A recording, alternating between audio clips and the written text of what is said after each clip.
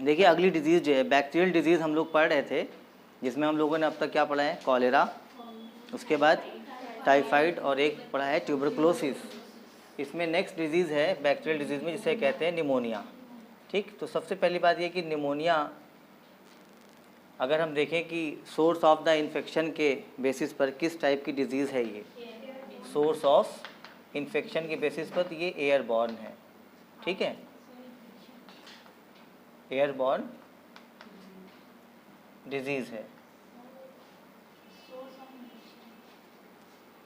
अच्छा, source of infection के basis पर ये क्या है, एक एयरबॉर्न डिजीज़ है, यानी हवा के ज़रिए फैलती। चूँकि जितनी भी रेस्पिरेटरी डिजीज़ होगी, सांस के मर्ज़ की, सांस का जो मर्ज़ होगा, सांस की जो बीमारियां होंगी, उसको फैलने का कॉमन सा तरीका क्या है, हवा के माध्यम से फैलेंगी। तो ये भी वैसे ही है।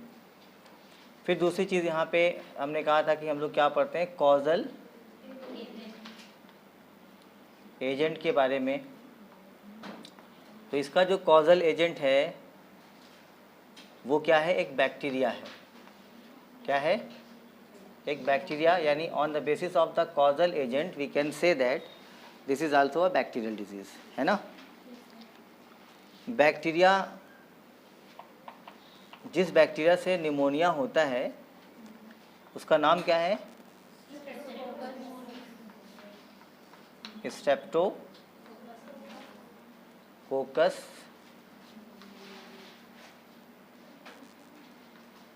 निमोनी या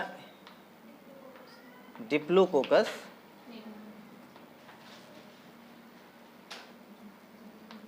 ठीक है। स्ट्रेप्टो का मतलब क्या होता है, चेन। स्ट्रेप्टो का मतलब क्या होता है, चेन। यानी जब जो है निमोनिया का बैक्टीरिया, और कोकस का मतलब क्या होता है, स्फेरिकल, है ना। तो अगर बहुत से स्फेरिकल सेल्स की एक चेन बन जाए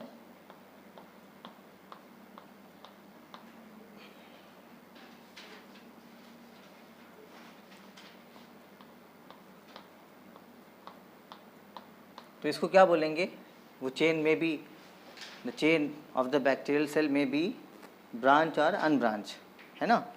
तो इस टाइप की जब कोई चेन बन जाएगी तो उसको हम क्या बोलेंगे, हम ये कहेंगे कि ये स्ट्रेप्टोकोकस है।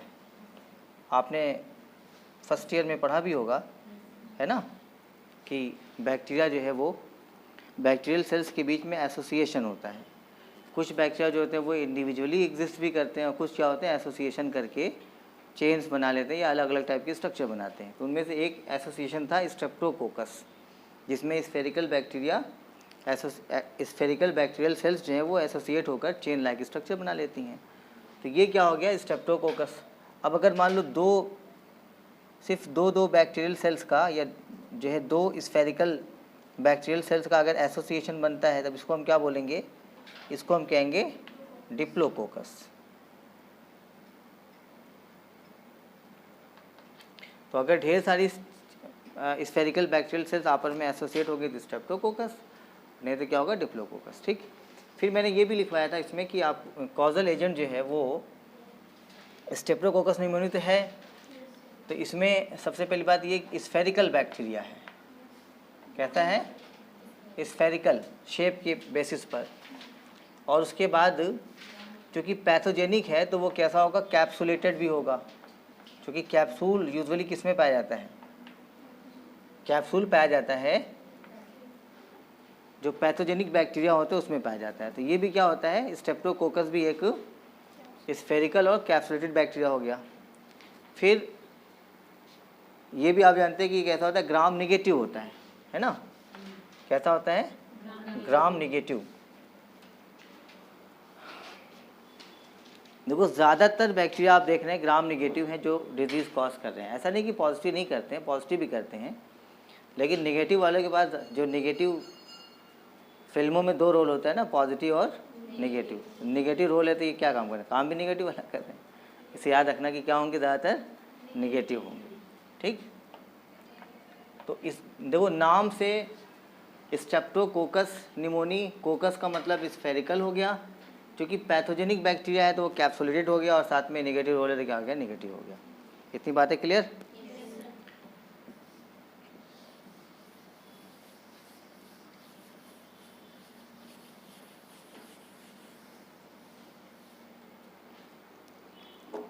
कॉजल एजेंट हो गया, उसके बाद फिर क्या पढ़ते हैं?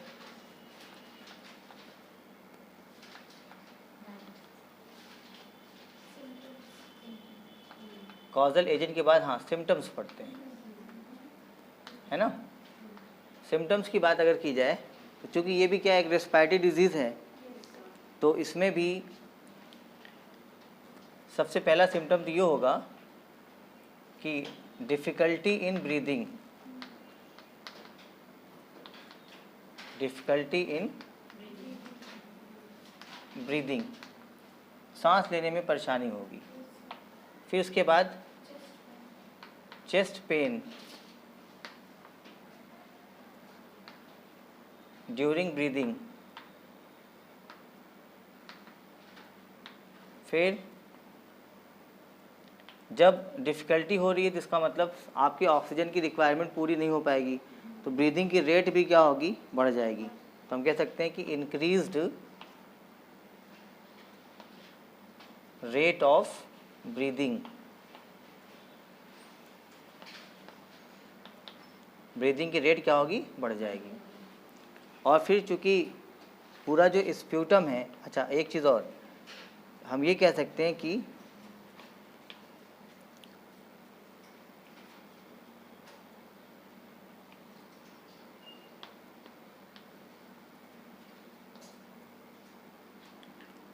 लो ऑक्सीजन लेवल, जब लंग्स सही से फंक्शन नहीं करेंगे तो धीरे धीरे बॉडी में ऑक्सीजन लेवल क्या होने लगेगा, घटने लगेगा। जैसा अभी कोविड-19 में आप देखते थे ना कि ऑक्सीजन लेवल के ऊपर फोकस किया जाता था ना, क्योंकि वहाँ पर वही होता था, लंग्स जब इन्फेक्टेड हो गया है तो लंग्स का काम है ऑक्सीजन को एब्जॉर्ब करना और बॉडी में सप्लाई करना। लंग्स सही से फंक्शन नहीं करेंगे तो ऑक्सीजन एब्जॉर्प्शन कम हो जाएगा, तो ऑक्सीजन लेवल क्या हो जाएगा, लो हो जाएगा। ठीक है, तो एक ये भी सिम्टम हो गया। फिर चूँकि इसमें क्या होता है कि पूरी लंग्स कैविटी जो है वो फिल्ड हो जाती है, किससे, स्प्यूटम से ना। लंग्स कैविटी के साथ साथ जो विंड पाइप है, यानी जो रेस्पिरेटरी ट्रैक्ट है, ये भी फिल्ड होने लगता है। तो जब खांसी आती है तो उसके साथ में स्प्यूटम का सिक्रीशन भी होता है। तो हम कह सकते हैं कि इंक्रीज्ड सिक्रीशन ऑफ स्प्यूटम। ठीक, और उसके बाद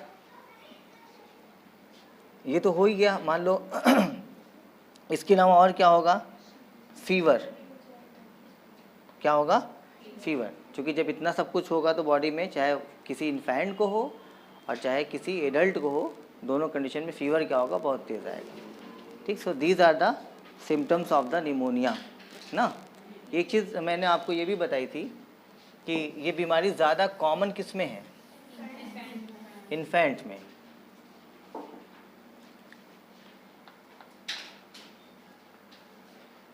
कॉमन इन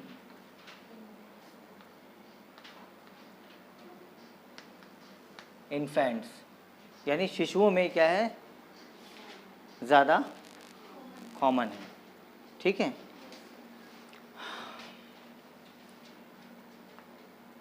मतलब 0 to 1 ईयर, इसमें न्यू बॉर्न भी शामिल कर लिया और 1 ईयर तक करीब इन्फेंट मानते हैं। तो उसमें इसका मतलब ये नहीं है कि बच्चों को नहीं होगी और बड़ों को नहीं होगी ना। जो चिल्ड्रंस हैं, यानी टोडलर हैं, और जो चिल्ड्रंस हैं 1 to 4 ईयर या उसके अबव चिल्ड्रन हो गए। उसके बाद जो और हैं, मतलब कह लीजिए चिल्ड्रंस के बाद की जो कैटेगरी होती है, टीनेजर्स हैं, फिर एडल्ट हैं, है ना, हम सब हैं। तो एडल्ट स्टेज में भी निमोनिया का इन्फेक्शन हो सकता है, लेकिन चांसेस क्या होते हैं, कम होते हैं। इन्फेंट्स में चांसेस क्या होते हैं, बहुत ज़्यादा होते हैं। तो कॉमन इन इन्फेंट ना, but the bacteria may infect the adult. ठीक है, एक चीज़ है। और एक चीज़ इसमें ये भी ध्यान रखना है आपको कि इसका इन्फेक्शन कब होता है, चाहे वो छोटे बच्चे हों और चाहे एडल्ट्स हों। ऐसे लोगों को ज़्यादा होता है कि जिसमें ऑलरेडी कोई वायरल इन्फेक्शन हो। ठीक, देखो बैक्टीरिया जो है वो बैक्टीरिया हमारी बॉडी में वो आसानी से एग्जिस्ट नहीं कर सकता, यानी आसानी से डिजीज़ कॉज नहीं करता। उसकी कॉलोनीज कब बनती हैं, जब पहले कोई वायरस जा कर के उसके लिए सुटेबल प्लेस तैयार कर देता है ताकि वो वहाँ पर कॉलोनाइज हो सके। तो इसमें एक बात ये भी हम कहेंगे कि most common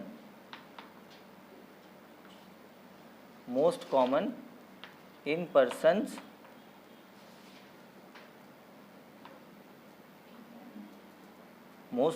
persons who are already infected by viral diseases like flu, influenza etcetera. Flu या इन्फ्लुएंजा टाइप की कोई बीमारी हो या कोई भी वायरल डिजीज़ हो जो रेस्पिरेटरी ट्रैक्ट से रिलेटेड हो, सर्दी ज़ुकाम टाइप की कोई भी बीमारी जिससे हमारा रेस्पिरेटरी ट्रैक्ट जो होता है वो अफेक्टेड हो जाता है ना। तो जब रेस्पिरेटरी ट्रैक्ट अफेक्टेड होता है तो पहले से ही उसमें इन्फ्लामेशन हुआ है। अब वहाँ पर जब कोई बैक्टीरिया जाएगा, अच्छा ये जो वायरस का जो ये इन्फेक्शन होता है, तो मैंने लिखा है कि most common in person who are already infected by viral diseases. तो ये जो इन्फेक्शन है इसको कहेंगे प्राइमरी इन्फेक्शन। ये क्या कहलाएगा? प्राइमरी इन्फेक्शन इसको कहेंगे। तो प्राइमरी इन्फेक्शन के बाद अब जो सेकेंडरी इन्फेक्शन किसका होता है? सेकेंडरी इन्फेक्शन जो है ये बैक्टीरिया का होता है ना, या फिर निमोनिया का। अगर निमोनिया मतलब स्ट्रेप्टोकोकस निमोनिया अगर कर रहा है तो वो क्या हो जाएगा? सेकेंडरी इन्फेक्शन निमोनिया का हो जाएगा। ठीक है, तो इस तरीके से रेस्पिरेटरी डिजीज़ के केस में ज़्यादातर ऐसा ही होता है कि पहले प्राइमरी इन्फेक्शन वायरस करता है, यानी वायरस पहले जगह तैयार करता है बैक्टीरिया के लिए, फिर बैक्टीरिया आकर के वहाँ पर अपना कॉलोनाइज होता है और फिर डिजीज़ कॉज करता है। क्लियर है? तो ज़्यादा कॉमन ऐसे लोगों को है जिसके अंदर सर्दी ज़ुकाम ज़्यादा होता है। क्योंकि बच्चे ज़्यादा सेंसिटिव होते हैं डिजीज़ के लिए, इसलिए इसीलिए बच्चों की जो सर्दी ज़ुकाम है वो ज़्यादा सीरियस है। बच्चों को सर्दी ज़ुकाम हो तो उन्हें बचाने की ज़्यादा ज़रूरत है। बड़ों को होता है तो बड़े कुछ दिन वेट भी कर सकते हैं, 2 दिन 4 दिन 5 दिन, अगर ठीक हो जाता है तो ठीक है। वरना देखिए लोग जब ज़्यादा डर गए थे, तो जब अभी 1-1.5 साल पहले कोविड-19 वाले पीरियड में, ख़ास तौर पे जब लॉकडाउन लगा हुआ था, किसी को हल्का सा भी अगर गले में एक बार खराश भी आती थी तो लोग दवा खा लेते थे, है ना। सोचते थे ऐसा ना हो कि अगर खांसी आएगी तो लोग हमको उठा ले जाएंगे डर के मारे, है ना। तो वैसे ही बच्चों के मामले में, चूँकि बच्चों को सेंसिटिव ज़्यादा होती है उनकी बॉडी, तो अगर ज़ुकाम हो तो उसका इलाज तुरंत करना चाहिए। इरेज कर दें, ज़ुकाम हो तुरंत इलाज करना चाहिए। इसका मतलब ये नहीं कि तुरंत उनको एंटीबायोटिक चालू कर दें। इलाज का मतलब ये कि उनकी एहतियात किया जाए, पानी, पंखे की हवा, इन सब चीज़ों का एहतियात किया जाए, और जो एंटी फ्लू मेडिसिन है वो दी जाए। एंटीबायोटिक को अवॉइड करना चाहिए, तुरंत एंटीबायोटिक नहीं देनी चाहिए। जो एंटी फ्लू मेडिसिन है जैसे सॉल्वेंट कोल्ड वगैरह आती है, इन सब का ड्रॉपलेट वगैरह बच्चों को पिलाया जाता है ताकि उनका जो कंजेशन है रेस्पिरेटरी ट्रैक्ट का वो सब साफ़ हो जाए, क्लियर हो जाए। अगर उसके बाद भी आराम नहीं मिलता है तब डॉक्टर के रिकमेंडेशन पे तब उनको एंटीबायोटिक वगैरह चलाई जानी चाहिए। ठीक है, अगर आप ज़रा सा बीमार होंगे बच्चे, तुरंत एंटीबायोटिक देंगे तो क्या होगा? उनकी इम्यूनिटी कमज़ोर हो जाएगी, पहली चीज़, बॉडी काम नहीं करेगी। दूसरी चीज़, उनके बॉडी के अंदर बहुत से यूज़फुल बैक्टीरिया होते हैं, उनके क्या हम सबकी बॉडी के अंदर होते हैं, तो बच्चों में भी होंगे। तो जब यूज़फुल बैक्टीरिया होंगे तो वो क्या करेंगे? एंटीबायोटिक उसको भी डिस्ट्रॉय कर देगी। जब जो है हम ये समझते हैं कि जैसे अगर मान लो ये एक पैथोजेनिक डिजीज़ है, यानी एक पैथोजन रिस्पॉन्सिबल है, वायरस रिस्पॉन्सिबल हुआ किसके लिए? फ्लू के लिए, कॉमन कोल्ड के लिए, या फिर इन्फ्लुएंजा के लिए।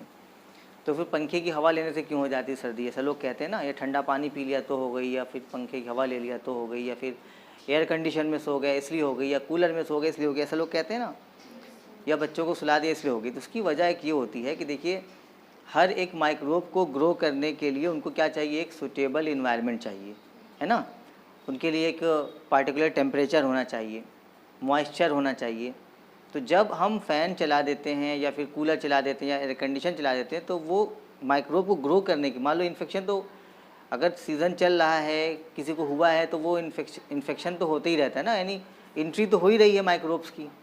लेकिन जब उनको सूटेबल इन्वायरमेंट मिल जाएगा बॉडी में तब वो क्या करेंगे? तुरंत ग्रो कर जाएंगे।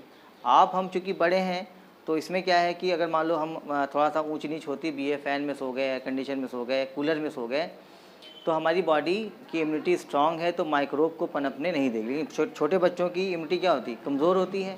तो उनको अगर फ़ैन में सुला देंगे, एयर कंडीशन में सुला देंगे, कूलर के सामने सुला देंगे, ख़ास तौर पर तब जब सीज़न चेंज हो रहा है, या ठंडा पानी पिला देंगे, तो अब जो है उसके अंदर जो माइक्रोब पहुंचा है उसे ग्रो करने के लिए सूटेबल इन्वायरमेंट आपने प्रोवाइड कर दिया। ठीक, तो ये सारी चीज़ें जो सूटेबल इन्वायरमेंट देती हैं, इनसे बीमारी नहीं होती, लेकिन ये क्या करती है, माइक्रोब को सूटेबल इन्वायरमेंट देती हैं। इस वजह से इनका भी एहतियात करना चाहिए। उसके बाद फिर जो ज़रूरी मेडिसिन है, ठीक, जैसे एंटी फ्लू टाइप की जो मेडिसिन होती है उसको देना चाहिए। ना आराम हो तब किसी डॉक्टर के रिकमेंडेशन पर ही तब एंटीबायोटिक चलानी चाहिए। तुरंत एंटीबायोटिक नहीं देनी चाहिए, वरना बच्चों की इम्यूनिटी क्या होगी, वीक हो जाएगी, और उनके अंदर के जो यूज़फुल बैक्टीरिया वो भी क्या होंगे, एंटीबायोटिक से डिस्ट्रॉय हो जाएंगे। तो ये तो मान लीजिए सिम्टम हो गया। और मैंने बताया आपसे कि ज़्यादा कॉमन ये बीमारी किसको है, इन्फेंट्स को, 0 to 1 ईयर। उसके बाद डिक्रीज़ होती जाती है, और एडल्ट में भी जाकर बहुत कम चांसेस होते होने की, लेकिन हो सकती है ख़ास तौर पे ऐसे लोगों को जिनमें ऑलरेडी वायरस का इन्फेक्शन है और वो एहतियात नहीं कर रहे हैं, तो उनको चांसेस हैं कि निमोनिया हो जाए। और एडल्ट स्टेज में भी होती है, और अगर बढ़ गई तो फिर ये जानलेवा भी होती है। ऐसा नहीं कि इससे कोई ख़तरा नहीं, इससे जानलेवा भी होती है। ठीक, मैंने पहले एग्जाम्पल दिया आप लोगों को।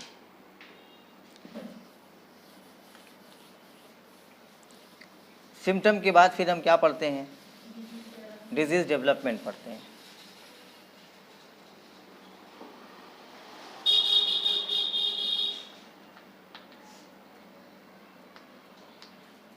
डिजीज़ डेवलपमेंट,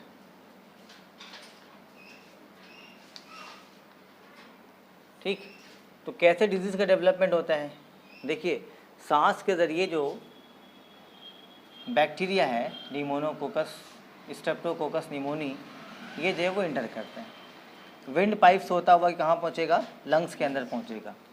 तो यूजुअली पहुँचेगा तो दोनों लंग्स में, लेकिन ऐसा देखा गया है कि शुरुआत में जब ये कॉलोनाइज होता है तो किसी एक लंग में कॉलोनाइज होता है, या तो राइट में या तो लेफ्ट में। ये कौन सा लंग है, ये है राइट लंग, और ये कौन सा है, लेफ्ट लंग। ह्यूमन लंग्स में टोटल कितने लोब्स होते हैं, 5 लोब्स होते हैं ना। राइट वाले में कितने लोब्स हो गए, 3 लोब्स, और लेफ्ट वाले में कितने हो गए, 2 लोब्स हो गए। इसको क्या बोलेंगे, विंड पाइप, या फिर ट्रैकिया भी कहते हैं इसी को। ठीक है, लंग्स की जो कवरिंग इसे क्या बोलते हैं, प्लूरा, है ना। और ये क्या है, ये लैरिंग्स हो गया। ठीक, और उसके बाद फिर इन दोनों को क्या बोलेंगे,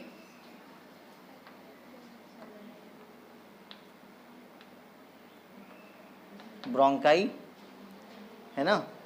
फिर ब्रोंकाई जो है वो अंदर जाने के बाद बहुत सी पत्ती ब्रांचेज में क्या होता है, डिवाइड हो जाता है।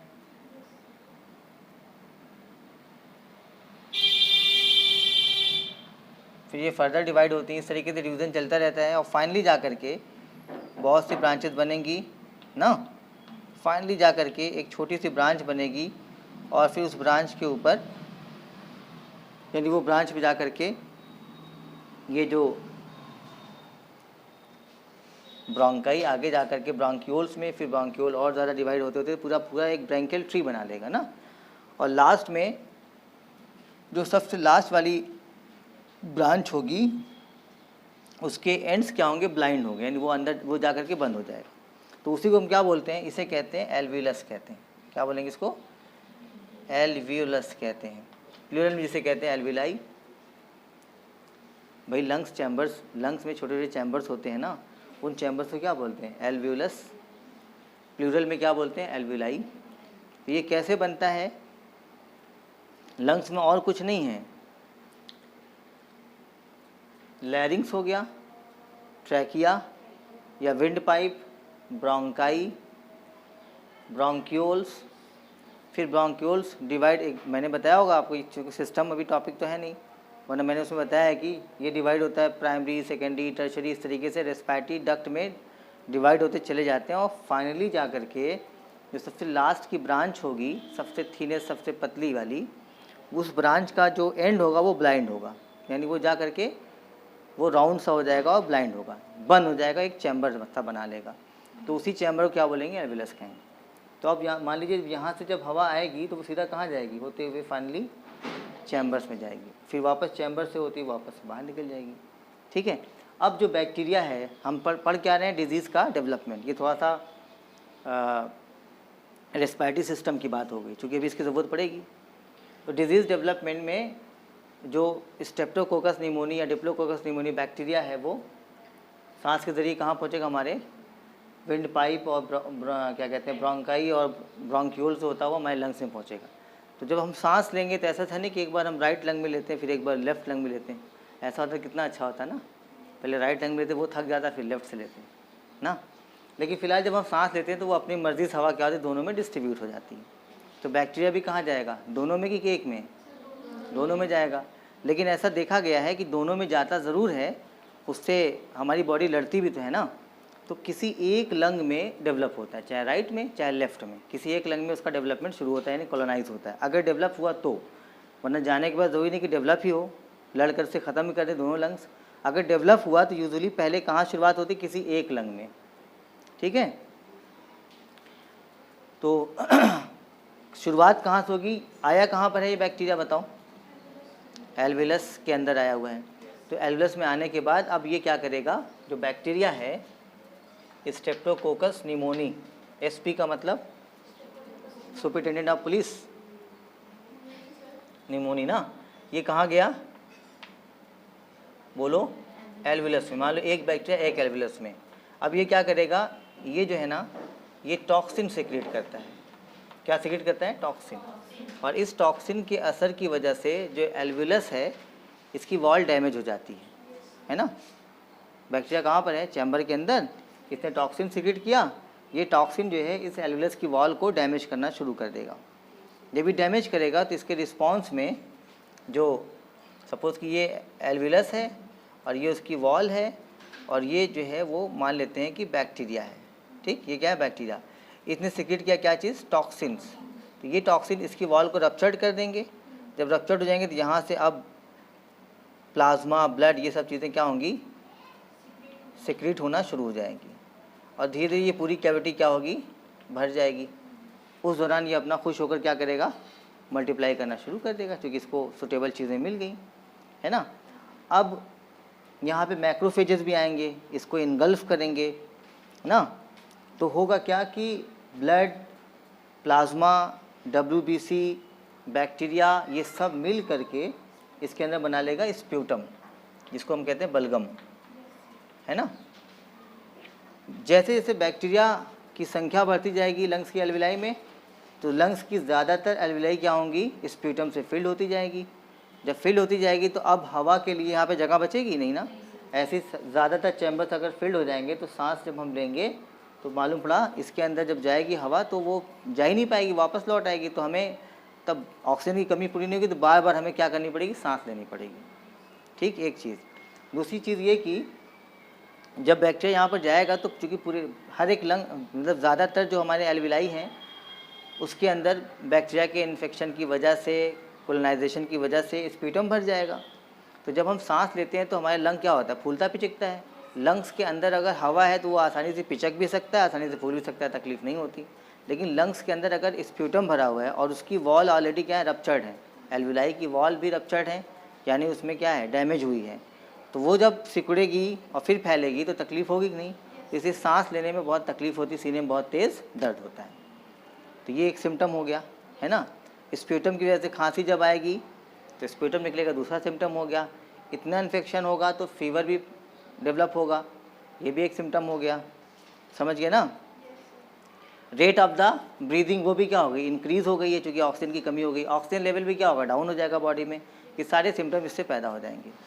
ठीक, अगर यहीं पे मैंने आपको बताया था कि types of the pneumonia, pneumonia के टाइप्स, तो उसमें एक बताया था कि अगर ये एक ही लंग्स के सभी लोब्स में निमोनिया का जो बैक्टीरिया है वो कोलोनाइज हो गया, यानी सारे एक लंग्स के सारे लोब्स जो वो अफेक्टेड हो गए, तो उसे कहते हैं लोबर निमोनिया।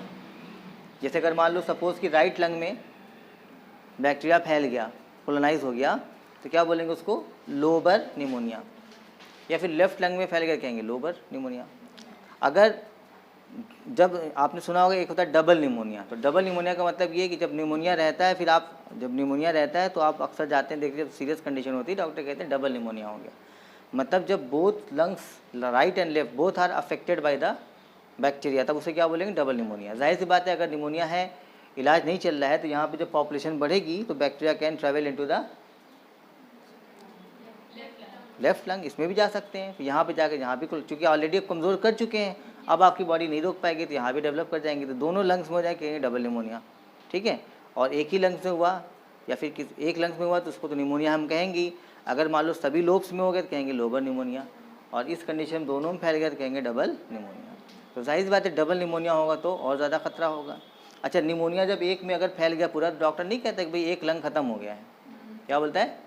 एक लंग इनका ख़त्म हो गया, तो उस वक्त बड़ी मुसीबत हो जाती है इलाज करना, क्योंकि एक लंग जब डैमेज हो जाएगा दूसरे लंग से फिर वही है, फिर इंसान ऑक्सीजन पे रहता है। और अगर जब दोनों लंग्स में प्रॉब्लम आती है फिर जब वेंटिलेटर लगाना पड़ता है, सांस लेने के लिए आर्टिफिशियल ब्रीदिंग दी जाती है।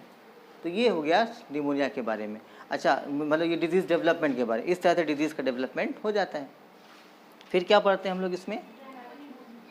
हाँ, ब्रैंकोनिमोनिया। जब एक टाइप ये भी होता है ब्रैंकोनिमोनिया। इसमें क्या होता है कि जो ब्रैंकियल ट्री है ना, क्योंकि मैंने बताया ये ब्रोंकाई जो है ये डिवाइड हो जाता है, तो पूरा एक ट्री लाइक स्ट्रक्चर बनता है, जिसे कहते हैं ब्रैंकियल ट्री कहते हैं। क्या बोलते हैं? Branchial tree. अगर ब्रैंकियल ट्री अफेक्टेड होता है, तो ब्रैंकियल ट्री अफेक्टेड होने का मतलब ये कि कहीं यहाँ पर पैच बन जाएगा, मतलब यहाँ पर कहीं बैक्टीरिया का कोलोनाइजेशन हो गया, कहीं यहाँ पर हो गया, कहीं यहाँ पर हो गया, यानी पूरे लंग्स में ब्रैंकियल ट्री में इन्फेक्शन हुआ है निमोनिया का, तो वो अलग अलग जगह पर पैचेस दिखाई देंगे। ठीक है, डैमेज या फिर कह लो कोलोनाइज्ड बैक्टीरिया के क्या दिखाई देंगे? पैचेस, तो उसे कहते हैं ब्रैंकियल निमोनिया कहते हैं। ये तो टाइप्स हो गया। फिर उसके बाद क्या था इसमें? डायग्नोसिस। डायग्नोसिस के लिए सबसे बेहतर डायग्नोसिस क्या है? चेस्ट का एक्सरे, उससे मालूम पड़ जाएगा कि निमोनिया की क्या कंडीशन है। ठीक, चेस्ट एक्सरे के ज़रिए क्या मालूम पड़ जाएगा कि इसकी क्या कंडीशन है। उसके बाद जो बैक्टीरियल कल्चर भी किया जाता है, किससे? स्प्यूटम से। ये जो स्प्यूटम है ना, जैसे देखो ट्यूबरक्लोसिस में भी स्प्यूटम का कल्चर करते हैं मालूम करने के लिए, तो वैसे ही इसका भी कल्चर करते हैं, तो उससे मालूम पड़ जाता है निमोनिया है कि नहीं। ये डायग्नोसिस हो गई। फिर जब हम ट्रीटमेंट की बात करेंगे तो बहुत सी एंटीबायोटिक्स इसमें दी जाती है, जो एक कारगर एंटीबायोटिक है, हालांकि बहुत पुरानी, से कहते हैं पेनिसिलिन। तो पेनिसिलिन की एक दूसरी टाइप से कहते हैं पेनिसिलिन जी। लेकिन बहुत से लोग जो होते हैं वो पेनिसिलिन से क्या होता है? सेंसिटिव होते हैं, उनको रिएक्शन होता है उसका। तो इस वजह से पेनिसिलिन जी जो सेंसिटिव है पर्सन, उसको वहाँ पे क्या दी जाती है? टेट्रासाइक्लिन या फिर एथ्रोमाइसिन, ये सब मेडिसिन दी जाती है। ठीक है, और भी जैसे ऑफ्लॉक्सेसिन है और बहुत सी एंटीबायोटिक जो रिकमेंड की जाती है इसके इलाज में। ठीक, कंट्रोल यही है कि चूँकि रेस्पिरेटरी डिजीज़ है, तो जिससे हुआ हो ना, उसे क्या करना चाहिए? थोड़ा सा परहेज़ करने की ज़रूरत है। परहेज़ मतलब ये कि ऐसा नहीं कि उसको छूने से हो जाएगी, लेकिन बातचीत करते हुए, ख़ास तौर पर जो छोटे बच्चे हों, क्योंकि जो ज़्यादा सेंसिटिव कौन है? छोटे बच्चे हैं।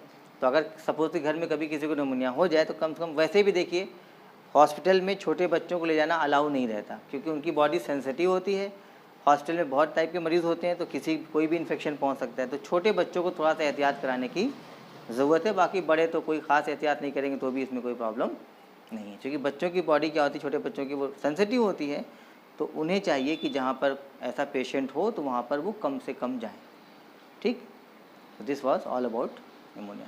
क्या पढ़े हम लोग, एक बार रिवाइज़ कर लेते हैं जल्दी से, बहुत ही ब्रीफली। निमोनिया एक बैक्टीरियल डिजीज़ है और एयरबॉर्न डिजीज़ है। कॉजल एजेंट इसका क्या है? स्ट्रेप्टोकोकस निमोनी, जो कि एक spherical capsulated gram negative bacteria है। ठीक है, फिर ज़्यादा रिस्क इस बीमारी का किससे होता है? इन्फेंट्स को, जो 0 से लेकर 1 ईयर तक के बच्चे हैं, उनको ज़्यादा रिस्क होता है इसका। आजकल तो बच्चे पैदा ही होते हैं निमोनिया लेकर के, क्योंकि जब बच्चे पैदा होते हैं, अगर उस दौरान माँ को सर्दी ज़ुकाम है तो बच्चों के ऊपर उसका असर आ जाता है, तो तुरंत उनका ट्रीटमेंट पैदाइश के तुरंत बाद चालू करना पड़ता है। ठीक। इसीलिए 0 से 1 ईयर तक के बच्चों को बहुत ज़्यादा रिस्क होता है इसका। फिर इसके अलावा एडल्ट में भी बीमारी होती है, लेकिन ये है कि उनको ज़्यादा रिस्क तो नहीं होता, बट हो सकता है अगर उन्हें ऑलरेडी जो है कोई वायरल इन्फेक्शन है तो उनकी बॉडी पहले से ही क्या हो गई है, रिसेप्टिव हो गई है, तो वो बैक्टीरिया के सेकेंडरी इन्फेक्शन से उनको नुकसान पहुंच सकता है। फिर उसके बाद आपने क्या पढ़ा, सिम्टम्स में पढ़ा कि क्या कहते हैं, फीवर होगा, उसके बाद फिर स्प्यूटम का सिक्रेशन, ब्रीदिंग में problem, rate of the breathing का इंक्रीज़ होना, ये तमाम जो है इसके सिम्टम्स हो गए। फिर लास्टली हम डिजीज़ डेवलपमेंट पढ़ा कि बैक्टीरिया जब एल्वेलाई के अंदर इंटर करता है तो वहाँ जाने के बाद टॉक्सिन सिक्रेट करता है, ठीक, और टॉक्सिन से एल्वेलस की वॉल रप्चर्ड होती है, जिससे ब्लड और प्लाज्मा ये सब आते हैं, जिससे स्प्यूटम बन जाता है। स्प्यूटम जितना ज़्यादा फिल्ड हो जाएगा एल्वेलाई के अंदर तो ब्रीदिंग में उतनी ज़्यादा प्रॉब्लम होगी, जैसे चेस्ट पेन होगा, सांस लेते वक्त तकलीफ होगी, रेट बढ़ जाएगी। इसी क्या बोलते हैं, इस कंडीशन को ही कहते हैं निमोनिया। यानी ब्रीदिंग में अगर क्या हो, तकलीफ़ हो, सांस लेने में सीने में दर्द हो बहुत तेज़, इसी कंडीशन क्या बोलते हैं, निमोनिया। फीवर तो आने ही आना है, और जाहिर बात है जब पूरा फिल्ड होगा तो स्प्यूटम भी सिक्रीट होगा, है ना, और रेट ऑफ द ब्रीदिंग क्या होगी, बढ़ जाएगी। तो ये सब क्या हो गया, निमोनिया की कंडीशन हो गई। फिर उसके बाद टाइप्स ऑफ द निमोनिया में अगर सभी लोब्स में है, एक तरफ के लंग्स के, तो उसे कहेंगे लोबर, दोनों लंग्स में हो जाएगा तो कहेंगे डबल निमोनिया, और अगर ब्रैंकियल ट्री में हो रहा है तो कहेंगे ब्रैंकोनिमोनिया कह देंगे। फिर ट्रीटमेंट में आपने पढ़ा, आपने डायग्नोसिस पढ़ी होगी कि डायग्नोसिस करने के लिए सबसे बेहतरीन तरीका है चेस्ट का एक्सरे, और कंफर्मेशन के लिए जो है वो स्प्यूटम का कल्चर करते हैं, बैक्टीरियल कल्चर करते हैं। और उसके बाद मेडिसिन में पेनिसिलिन जी या फिर स्ट्रेप्टोमाइसिन या फिर टेट्रासाइक्लिन या फिर ऑफ्लॉक्सेसिन, ऐसी बहुत सी एंटीबायोटिक डॉक्टर रिकमेंड करते हैं इसके लिए, ठीक है। कंट्रोल में जो छोटे बच्चे हैं यानी इन्फेंट जो हैं उनको इससे क्या करना चाहिए, जो निमोनिया के पेशेंट हों उनसे थोड़ा सा उनकी डिस्टेंस बनाकर रखनी चाहिए, ठीक है।